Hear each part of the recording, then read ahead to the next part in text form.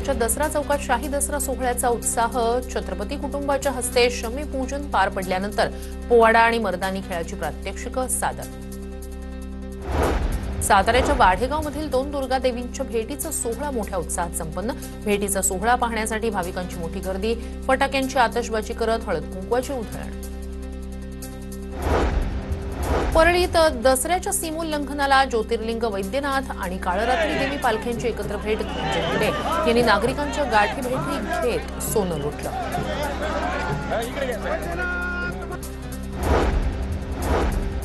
Nerul jewel of नवी मुंबईमधील तथागत गौतम बुद्ध स्मारकासमोर धम्मचक्र प्रवर्तन दिन उत्साहात साजरा। आमदार मंदाताई म्हात्रेंसह उपस्थितांकडून भगवान गौतम बुद्ध आणि डॉ. बाबासाहेब आंबेडकर यांच्या प्रतिमेला पुष्पांजली अर्पण।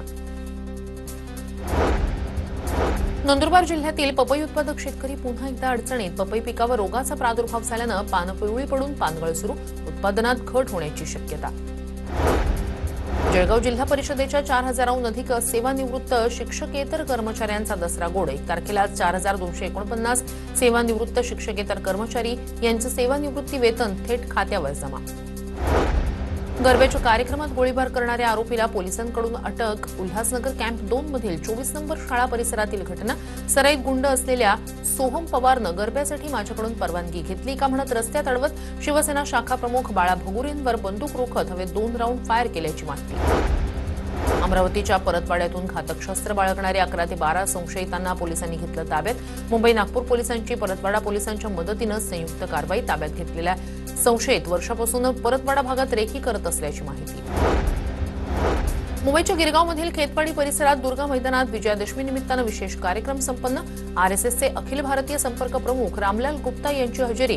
पाऊस असतानाही मोठ्या संख्येनं संघ स्वयंसेवकांची हजेरी।